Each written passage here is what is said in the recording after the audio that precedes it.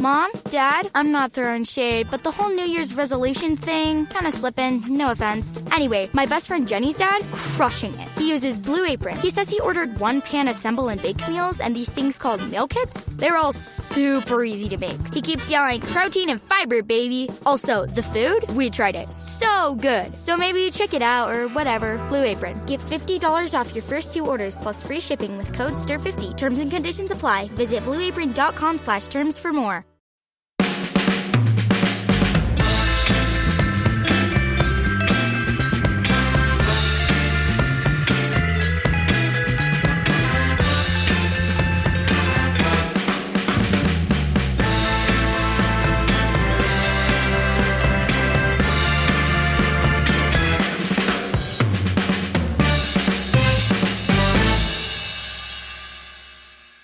Okay, I'm with Wayne for the midweek pod. We are moments after Forest 0, United 1 in the FA Cup.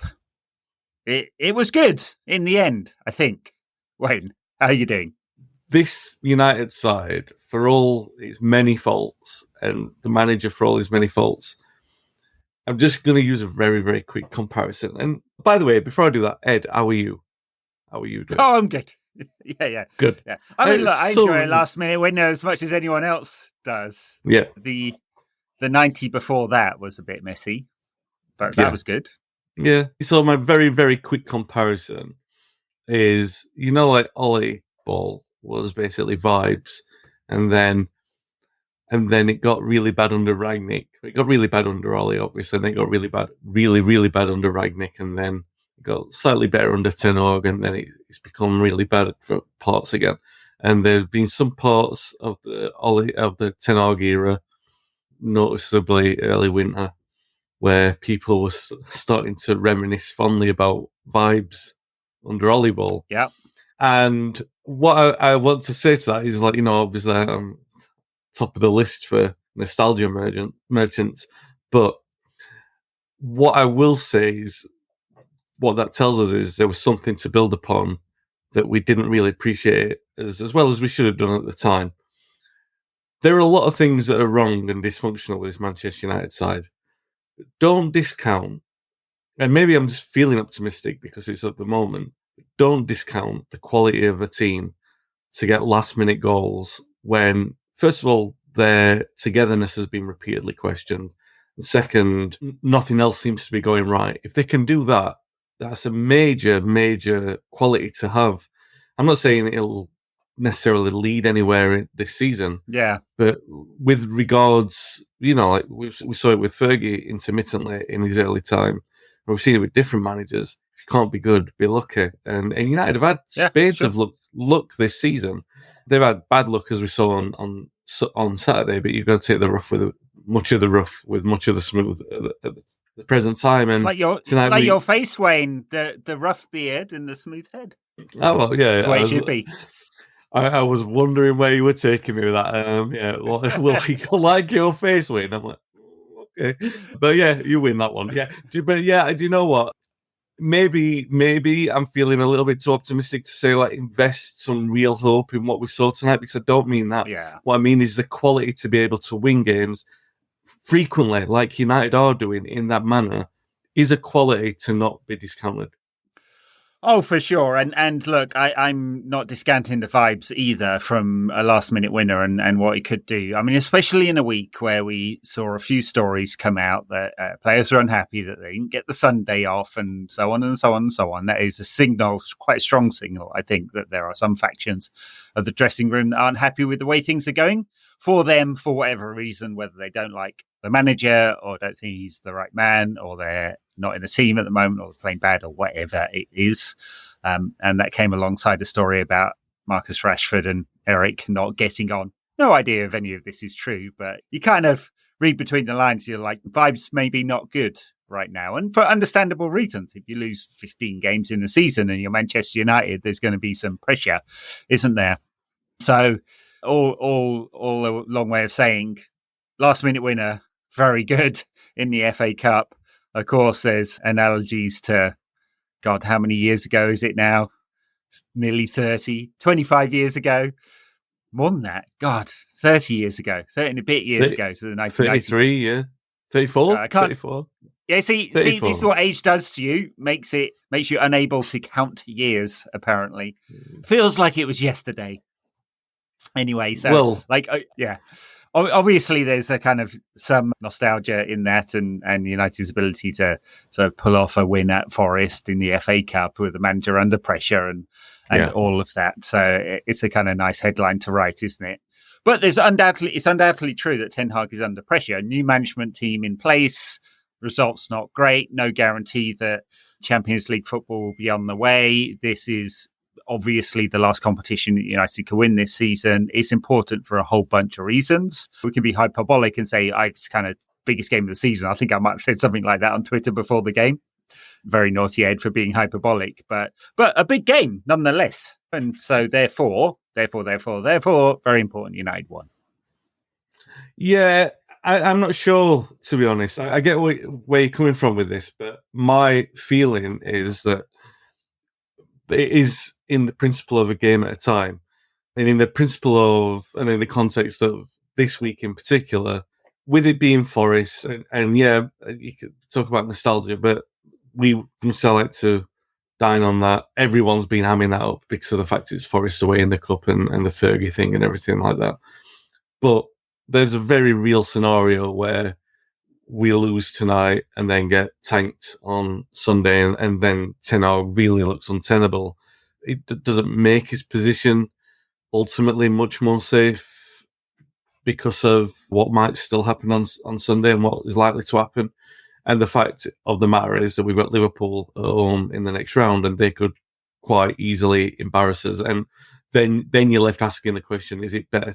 If you're not going to win the cup, the games are only as crucial as the end destination in the cup run, right? Depending on whether or not it's a complete humiliation. So if United had lost tonight 1-0, as opposed to losing 3-0 at home to Liverpool in the quarterfinal, which is most embarrassing. I'm not saying don't win the game. And what I mean is the importance of it. Yeah, no, I get what you're saying. Then again, think about it in the positive way. Klopp buys into his own sort of hype, and given that he's the only manager in the history of football ever to play a few young players in the game, and no one else has ever thought of doing that. So Klopp's kids invented playing young players. Maybe he'll do that at Old Trafford. United will pinch a lucky win, and we'll be on our way to Wembley for a cup semi-finals. Hey, can't discount anything, can you? And who knows, we may find a functional tactical system by that time, or something like that. Did you see one tonight? No, I'm not sure I did, although it got better in the second half. Well, latter part of the second half, didn't it? I was a bit worried in the first half just how many chances Forest were creating. It's the pattern. Like, everyone does it. Casemiro misses a tackle and suddenly Forest are on the break. I think that happened, might have been Forest's first attack. That happened. You're like, here we go. And especially after Ten Hag. Look, I'm all for having a go at Scousers, but it's not like Jamie Carragher's analysis on Monday Night Football wasn't what 1,000 tacticos on Twitter had already pointed out is really obvious. There's a big gaping hole in United's midfield, and Ten Hag got a bit shirty with that one. I was just like, yeah, I don't know. I'd maybe fix the problem rather than worrying about the pundits. And so I saw a bit of that tonight. But back half of the second half, United actually created a fair number of chances. They didn't really give up any real big ones. Maybe Anana one save, the one that sort of went at him when he was stepping to the left. So it felt a little bit better, even though I haven't looked at the numbers yet. I'll go look at it. I probably Forest had 20 shots in the game or something like that, which is still a lot. Yeah. It felt a little bit more cohesive tonight, relatively. Yeah, I still look at the way that we set up and lessons that aren't being learned by the manager, and say this very tentatively because he knows his squad better than, I mean, we've watched them for longer, without any doubt, but he knows them closer than what we do. He knows their capabilities and their preferences and everything like that. So what I would say is the forthcoming criticisms I'm about to spew out are very much balanced against the fact that he's probably had all these conversations with the players. There are things like the Amrabat left-back experiment. And I get it. I get to a point now where I look at it and I do see, people say, oh, I don't see what he's trying to do. You can see, really, if they set up, once they're in possession of the ball, the players move to a 3. People call it a 3-1-6. It's ostensibly a 3-2-5 because one of the fullbacks, it was Dalot on Saturday and it was Amrabat tonight. One of the fullbacks moves into defensive midfield and they play with a 3-man, and all the other players push up. The problem that United have always got is that those 5 players in the front just sort of stand. They're almost hiding, all 5 of them. And I'm talking about, like Bruno will run around, but the others will just hide and sort of stand there. Occasionally you'll get Garnacho trying to run off the back, but Antony can't make that run. Rashford doesn't like it if he's in the middle. So players just aren't making that kind of run. What I mean in terms of like this, we know all these issues, so why persist? It's not like we're not down to the bare bones in those kind of areas where we can't afford to sort of make a change around a little bit and create a little bit of a surprise for the opponent, but also keep the players on the toes. Like, tell them that they've got to do something different, because it's all right saying, oh, well, you don't expect it's different from Rashford now, or you don't expect these players to do anything different. It's like the same old thing with, and I've made this point a couple of times on the podcast, and it is an elaborate one, but where Bruno rolls around and does all this nonsense where, at that point where he's doing it, he's actually prohibiting the team from building an attack, because quite often they'll have to regroup and start a second phase of attack, and he's still rolling around looking for a free kick that he's not going to get. And I remember him saying on an interview like 18 months ago or something like that, oh, well, the moaning and all that sort of gesticulation is part of who I am, and if you take that away, then I'm not the same player. But just try taking it away for a few games and let's see what happens. We've got to try something, because that doesn't work and it doesn't help him. The Rashford thing, like, you don't like playing in the middle, Rashford. That's clear, but just try it. Just try liking it for a little bit. A lot of flappy arms today from Rashford, weren't there? Exactly. He's obviously not feeling good about himself, I'd say. No, yeah, but I think like those two are the most high-profile players. They're the players who United depend upon most to get some kind of senior attacking burst. I mean, now obviously it looks like they're heavily relying on Garnacho, and no one's helping him when he's got 2 men on him. No one's helping him whatsoever, and that becomes a problem where United are concerned with Bruno and Rashford, because they need to be picking up some of that slack. Regardless whether or not they're in form or not, they still need to be picking up that slack and taking that responsibility away from a kid. And sorry, just to close the point on that, is that apart from the defensive issues, like the Amrabat thing that we think we've seen too many times, we saw it too many times in the winter to think that can work again, but he tried it anyway and we got away with it tonight. There are too many issues that we've seen too many times that are now avoidable, injury crisis notwithstanding. There's still avoidable problems in there that seem to undermine United's abilities to play, and that's on the manager at this point, and he needs to sort that out. Yeah. I mean, I think the tactical issues have been there all year. I mean, well documented elsewhere in terms of both how United build up very direct at the moment, vertical, and the big gaping hole in midfield on the transition. And so all of that's well documented, hasn't changed. Let's just assume that all the things players doing that are pretty weird are manager instructions and what they've been working on, right? So otherwise he'd just get them out of the team. And then on individual performances, and sorry, like shape of the side today, I mean, he's got a lot of bad choices, basically, given the injuries and plays out on loan, the thinness of the squad. Certainly saw how thin it was if you look at the bench today. So a lot of bad choices, and he's trying to work out which one's the least bad choice. And so if you're going to pick Antony, because there's not very many other options going forward, then you probably need Dalot on the right to provide some attacking output there, because Antony's not going to provide anything. He gets the ball, stops, goes backwards. That's his signature move. And so I kind of understand why it's Amrabat on the left rather than the right, in order to like allow that attacking output, but that just sacrifices whoever's on the left, because clearly Amrabat is not getting up the touchline and going to provide much width. He did maybe once, twice tonight, not very often.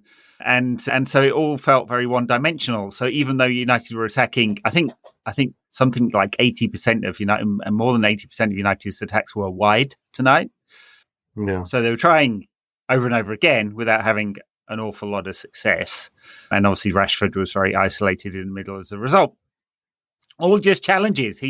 I feel like previous managers would have tinkered more, and Ten Hag's got an idea in his mind. And maybe he was convinced it was right because they won 5 in a row, right? Newport plus 4 league games, albeit some of those 100 shots against in those games.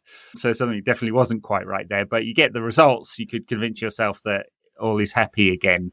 And the weekend result perhaps gave a check to any of that thinking. Yeah, we'll see. I mean, there's definitely a lot of challenges, and he hasn't got the players he wants in order to play the way he wants. He's already given up on a possession game. And tonight, you kind of had in a way, like the opposite to some of the teams we played recently. We had a Forest team who did not want to attack, except on the break. Right? And United aren't very good at attacking when they are not attacking on the break. They're much more dangerous in transitional moments. And I think that's what led to some of the kind of feeling of discontinuity in the game. It was a bit messy as a result. And I don't know how much you can draw other than like all the conclusions that we've seen already this season about how the team's set up and what we're doing. We're winning games quite narrowly when we win games. It's not really about the system. It's about moments. Tonight was about a moment. Very good ball into a dangerous area. And Casemiro, as he has done many times for United, gambling on that run. And he was in the right place to get the winner for United. But who knows if that moment hadn't happened, it had gone into extra time, and who knows from there. In that moment, by the way, United were chasing that from the start of the second half. And what I mean by that is the moment came from a set piece. It's not the first time that United have won a game later on through a set piece. It's just caused a bit of chaos in the box. And they can afford to do that sometimes because they've got a few tall players, and that does invoke a little bit of panic in there. There's no real...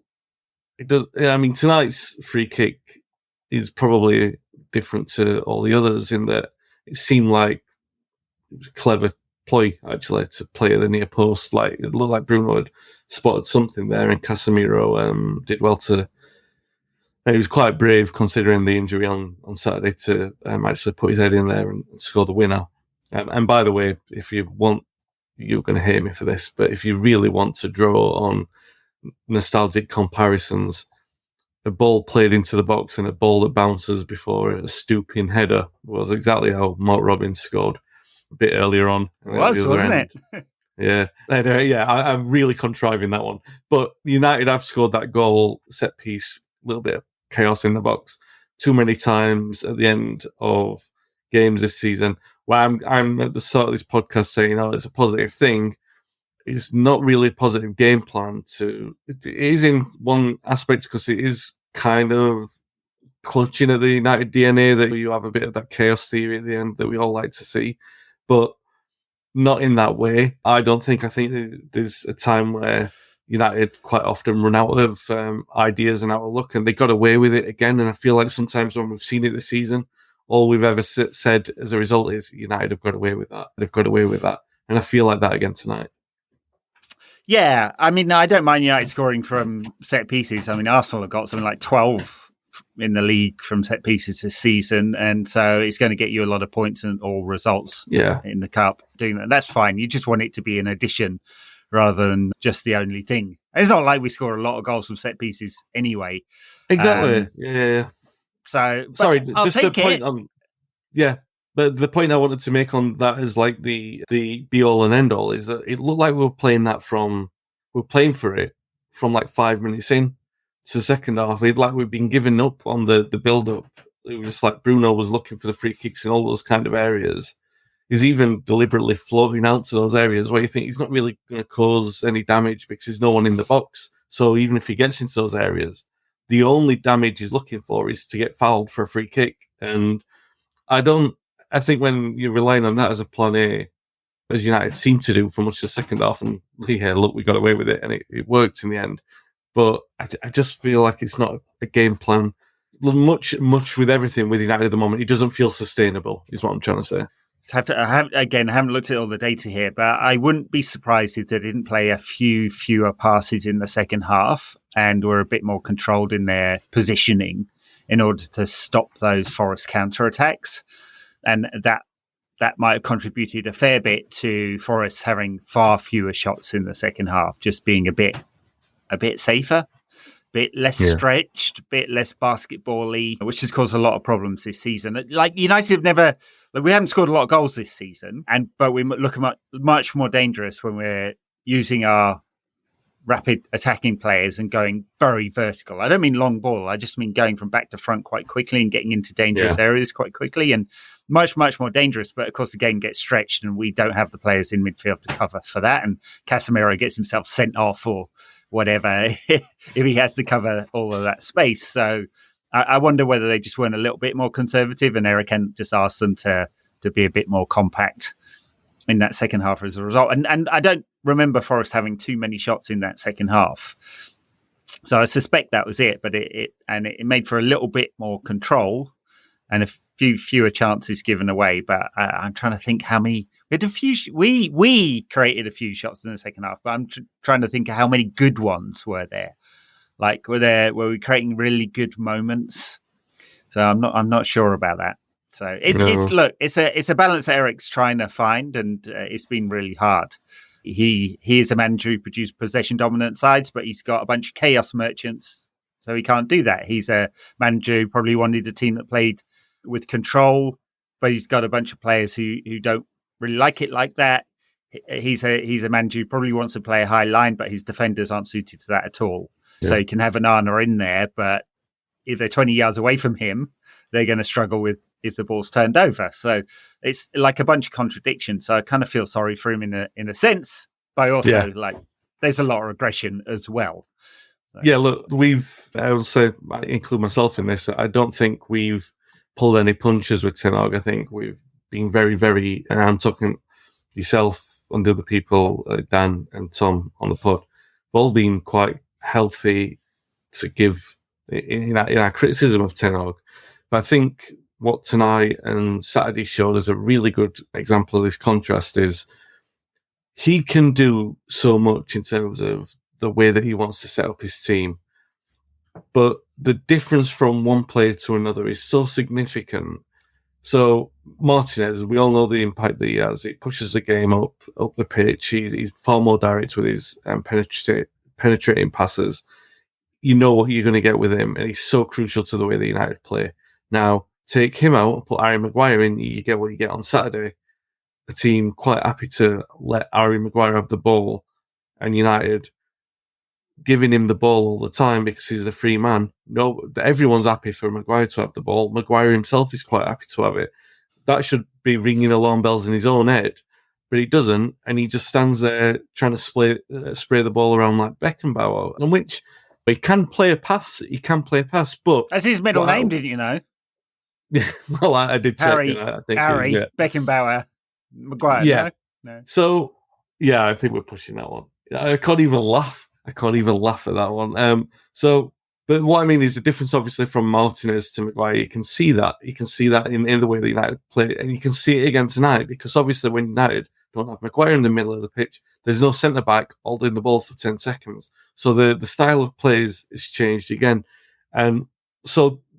What I'm trying to say is that's obviously not completely on the manager. It's 50% at least down to the capability of the players because he's not, I presume he's not telling everyone, let Maguire have the ball for 10 seconds in the middle of the park and let's see what happens from that. It's just the pattern of the game and the way that it goes and the fact that there's no more fit defenders and he has to play him and so on and so on. So United's style of play, and like you said tonight with Anthony, what he can and can't offer, regardless of we now know we can now fail unless there's a big turnaround.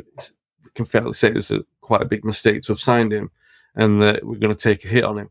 But that's what we've got at the moment in time, and it's still a massive change in style to Diallo when he comes on in there. Ahmad, when he's got a different skill set, perhaps not as good on the ball as Anthony, but quicker, and you opt for penetration from that. So these massive, massive differences in terms of these different skill sets are obviously impacting on what Ten Hag's trying to do with the team. And like I say, I'm quite happy to give him criticism. He's getting criticism from everyone. He's not getting criticism from Jamie Carragher, and that's when he chooses to bite back on it. But I do, and I've said it before Christmas when we had the injury crisis, that I have some sympathy with him for that, because you see, I'm not saying it was brilliant when all the players were fit for that brief. How long was it? 7 minutes.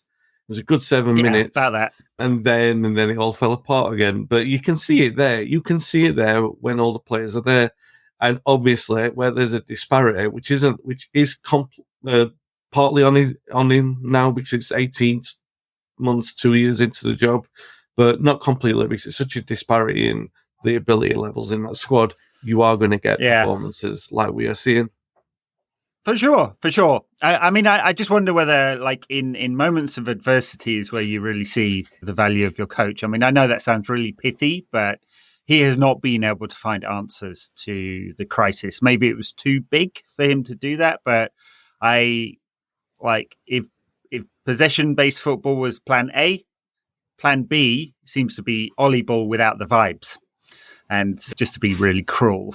That is quite cruel. Because he's got it is quite cruel, but he's got no charisma at all, right? And so if you're going to be a Manchester United manager, like with all the profile and the focus that comes with that, and you're going to have no charisma, you better be a bloody good coach. And it's not exactly clear that he is a bloody good coach yet. And that I think is kind of leads to some inevitable criticism.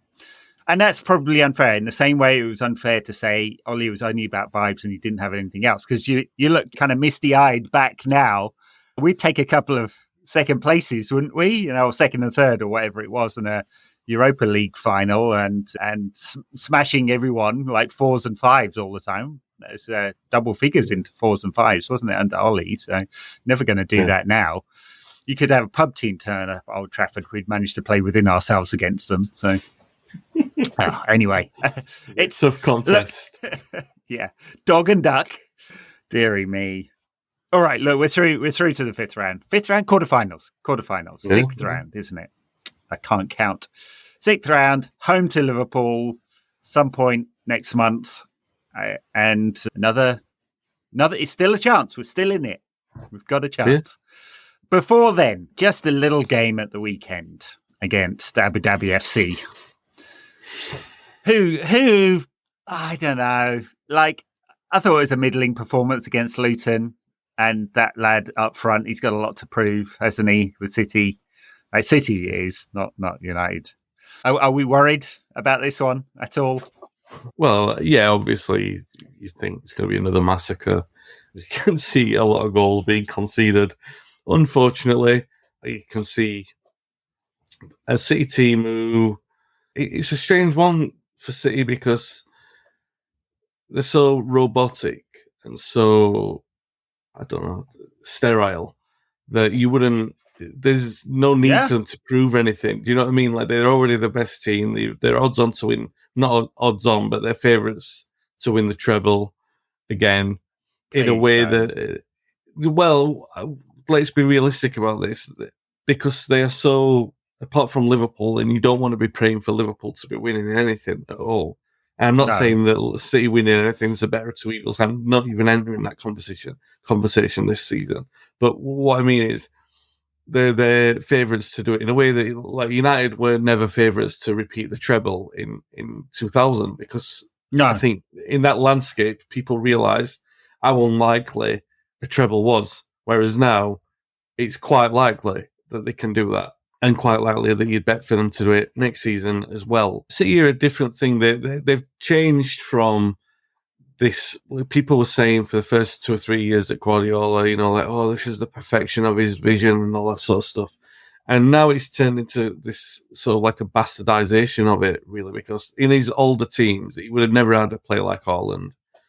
And he's just gone, do you know what? Everything I'm going to do to guarantee the maximum amount of trophies in this flat flat track bully landscape that I've got, and just guarantee the best chance that I've got doing it, because that's the way that I'm going to get my respect. And the way that he talks about it in such a defensive way these days, that kind of like he thinks that the trophies speak for themselves and everything like that. And I really do. People look at the Barcelona sides and they talk about a team that were great to watch. And I think a lot of that, obviously got one of the very, very greatest players of all time in your team, but also two of the very best midfielders of all time in your team, who they're all there at the same time, and like they're playing together as well. Two of the best midfielders of all time are playing together, and they've got the rhythm and cadence of a football match in a way that you've never seen two other midfielders do that. So yeah, I'm not saying that a lot of that is to do with Guardiola as well. I'm not discounting his role in that, but what I'm saying is, first of all, he was fortunate to do that. Second of all, the freakish nature of the way that those players were all there at the same time, and in much the same way that people might say that about the class of '92, it leaves open the question that you want to see more evidence of what Guardiola does, whether or not his approach is a good approach or it's a positive approach, it's a beautiful football approach, and we didn't see a lot of evidence of that at Bayern, and it wasn't anything that Bayern have built upon since, so they've inherited that as their sort of cultural identity. So, but at City, obviously, they talked about it. They had it up for 4 or 5 years, and particularly bad time for United to be involved in that conversation, because we had Mourinho as manager who was never going to play that style of football. It's not going to be expansive. You're not going to have United can't even, and it sticks in the throat. Even when we won 2 trophies, you can't even enter that conversation because the style of football is so abrasive at the side of what Guardiola was at least famed for doing. But over this period of time where the league's become less competitive, more competitive within itself, but less competitive for Man City, that they can sleepwalk to a league title, don't look anywhere near the best. They don't even need to play particularly good football. They just have to have an ensemble of the better players who can high compress up a pitch and cross the ball across goal and then cut it back for someone to score. It's not entertaining to me, and I'm not saying that as an embittered, because I can give Klopp his flowers and say that kind of football can be entertaining to watch. It's merciless if you're on the back end of a 7-0. You don't want to watch that, or 5-0 at home. But you can at least credit the style of football, and you can look at what they did to Barcelona and that come back and say, oh, that's good. I don't look at anything that I see from Guardiola's style of football at City that is reflective of a coach that says that that's good, entertaining football. I can't see. Yeah, I agree. I mean, I always found Barcelona quite sterile. I mean, I feel like we had the conversation at the time. It was something new, and people were like dazzled by that. But I mean, the 2011 side was a very good side, no doubt. But I'm not sure a lot of what they produced. And Spain were an even more sterile version of that during that period as well, where they short passed their way to boring everyone to death at the 2010 World Cup. So, yeah, I find Klopp's style of football much more entertaining. Like, don't tell anyone I said that. Don't want to inflate his ego even more, because, he listens for sure. Yeah.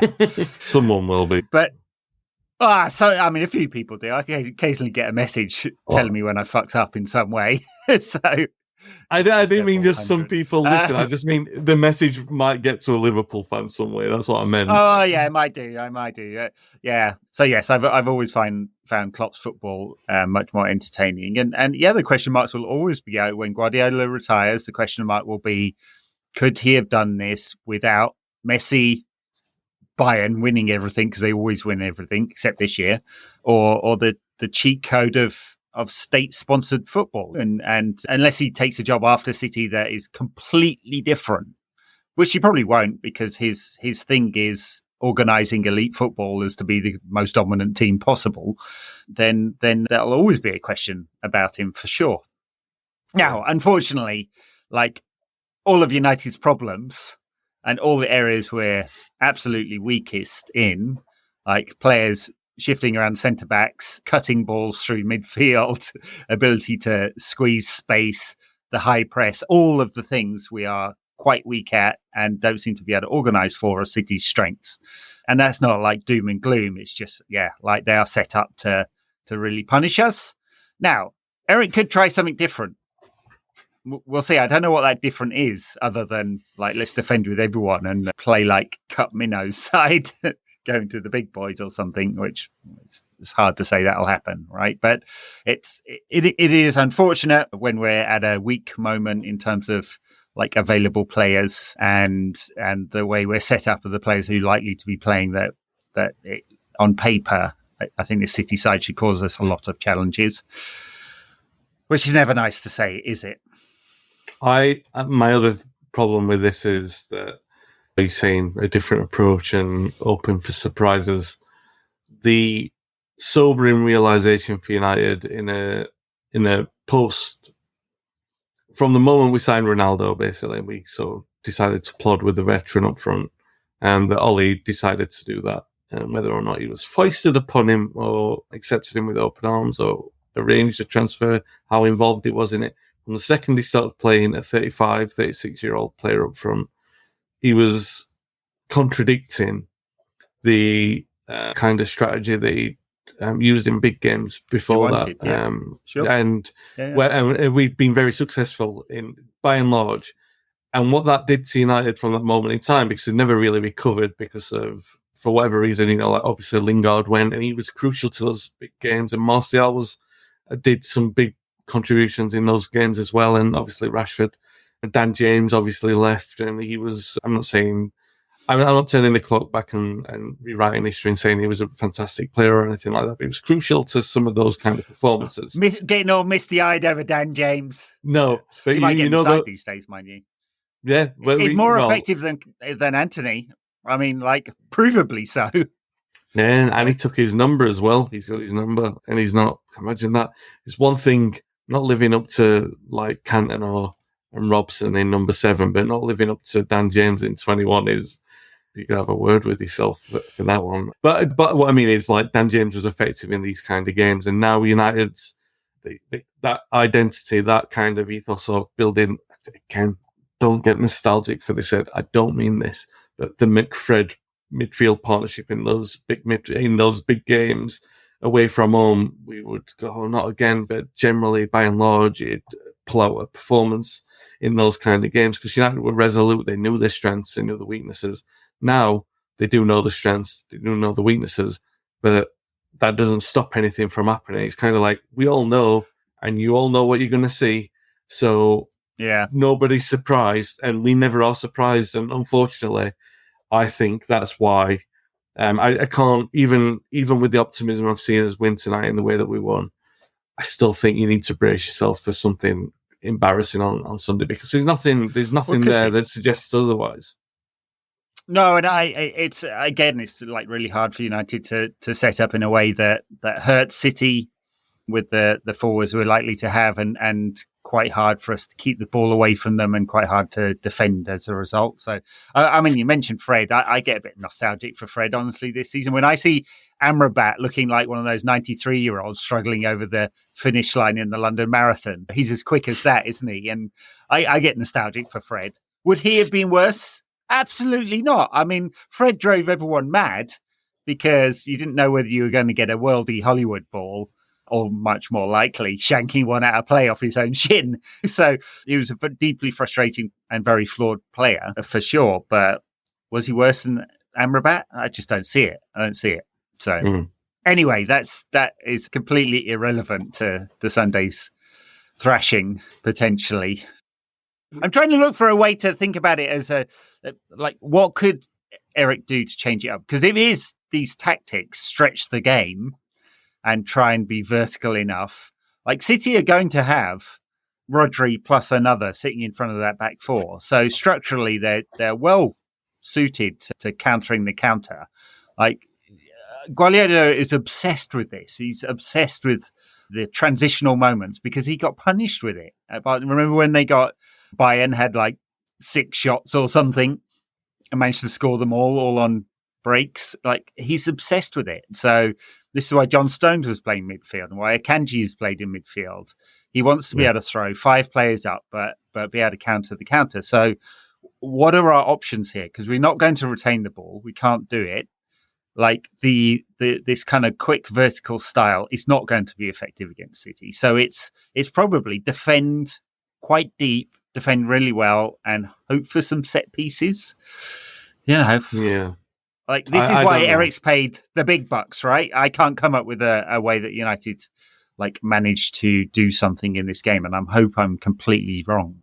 Obviously, yeah. Even sorry to be a pessimist again, but they just don't have the tools, because everything that you can comprise a game plan. You could probably you could do it. You could come up with one, and then it would still rely on things happening. Not just like City being complacent and things like that, but things happening that are so far away from the norm. Now, the one thing that I would say United have got a chance on is Garnacho from the right, finding a space behind the left fullback and behind the centre backs.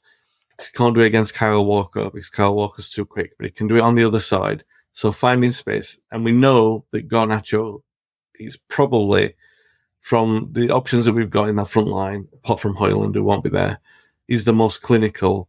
When he's got clear run on goal, he looks, you'd sort of back him 80-20 to score, which is pretty good ratio for a kid. Like he did against Arsenal in the goal that was disallowed, you'd back him, you'd say, all right, he's going to go through and he's going to score. United will probably get a chance like that in the game. One chance. If they can, if not a chance that's clear cut like that, a chance to work that opportunity, that will happen, because City, for how good they are as footballers in defence, they're not Maldini and Costa Curta, so a chance will be presented. It's whether or not United are clinical enough. Like all of the hallmark of all of the victories at St Main Road, at the Council House under Ole, was how clinical we were with the opportunities that we got. In fact, there was one game where we played them where Martial scored and I think Rashford scored a pen, where we actually missed a few big chances. But all the other games we've played against them, it's basically been take the chance that you get because another one might not come along. I don't see Rashford being clinical enough because I don't think his confidence is high enough, and you really need his confidence to be high. There's really, and I'm not going to keep the ball because we don't have the players to do that. You're basically banking on one of Bruno's Hollywood balls coming off and Garnacho scoring from it. Really, I wonder whether there's just a thought of like shifting things around a bit. So, I mean, I know what you're saying about Garnacho being pretty effective off the right, perhaps surprising us how effective he's been, and obviously Marcus is more effective off the left. But I wonder whether Ten Hag might be just tempted to play Garnacho off the left and obviously Rashford through the middle, which he doesn't like, and move Bruno out to the right and bring in an extra midfielder. No, I wonder whether he'd be tempted to do that. So interruption on that. Sorry, he tried that in the cup final and it was horrendous. Bruno was out of the game completely. And it's been horrendous every time he does that. I mean, I'm not advocating for it. I'm just like, would he be tempted? Because he's done this a few times in the big games. I know what you're saying, but the moving Bruno out to that means that you're basically suggesting pack the middle with defensive players, and United again hate that. It's just a point that needs to be made. You don't have safety in numbers with United. It's not a pack mentality. You don't put 7 defenders in there and they defend better. They defend horrendously. They'd be like, oh, what are we all doing? We're all getting each other's way. I guarantee that would happen. United they do not have the personnel to set up like that. They don't have the group mentality. And there's something about me that, because I'm braced for the worst, I'm braced for a big defeat. And it's part of me like, I don't know if it's better to be a sitting duck and say, like, just go the way that we are and accept that it's going to happen. Not accept, but go the way that you are and at least try and win the game as meekly as you can do it. Or accept that you're going to get battered, pack the defence and still get battered. Do you know what I mean? I think that's such a tip. That's a coward's way of losing. I don't want to see that. It is. Yeah. I mean, all of this whole conversation between us feels like it's the state of United football at the moment, and we hope with the new team in place that things get better in the future, obviously. But right now, the fact that we can't like even talk ourselves into thinking a way of United winning this game is pretty bad. And we're like, you're then like between the rock and the hard place of, oh, shall we attack and get battered or shall we defend and get battered? Great. Just love it. I mean, I guess one bright point is Guardiola cannot play all of his informed players. So he can't play Foden and De Bruyne and Silva and Doku and Alvarez and Haaland and Grealish and Oscar Bob. He can't play all of them. So that's like maybe a little bright spot. For a luxury like that. Can we play all of our informed players? I think we can probably do that. Oh, we definitely can play them all because it's like if you could find any, that would be good. Yeah. Oh, God. And normally, even things being as bad as they are, or as bad as they've been this season, I'm not normally this pessimistic. I just think that it's obvious. It's very obvious in this game what's going to happen. And I don't see... And I'm not putting this one on the manager, to be fair. I just think there's... Unless he does something like that's so cowardly that I think, well, we've all accepted that it's going to happen. I would like to see him try something different, but something different that's not seven men in defence. Do you know what I mean? Something that's like, oh, do you know what? But having said that, there's so many round pegs in square holes that there's something different would likely be as radical as playing Lindelof at left back. And does anyone want to see anything that radical? I'm not sure that I do. I don't think my heart could take that in a game where I'm already expecting Haaland to score like another hat-trick, at least. I was just... I'm not a big gambler. I was just looking at the odds here. In a 2-horse race, you probably get... it's ridiculous. You probably wouldn't get odds this long if a relegation-threatened team was playing City, to be honest. I think it's a bit... Yeah, people obviously all feeling like us. So, oh man, well, I wish that we had a better, more positive note to end on because United did win in the FA Cup today, and that is good. And we have set up a quarter-final against Liverpool, and there's still a chance of a trophy this season, and that would change everything in terms of the calculation. Maybe not in terms of like if you were it wouldn't change everything for the Ineos team who are thinking about what kind of manager they want next season, but it would change everything for the fans. So this season still has life in it yet. And so let's try and end on that positive note. We're not completely dead yet. For the masochists among you who support us on Patreon, because we didn't do backers content at the weekend, we're going to have a chat about what potential other options there are other than Ten Hag if the Ineos team decide to make a change. That is, everyone else, thank you very much for listening to Wayne and I talk about United's famous victory today and not about the City result coming up. Everyone else will see you at the weekend. All right, bye now.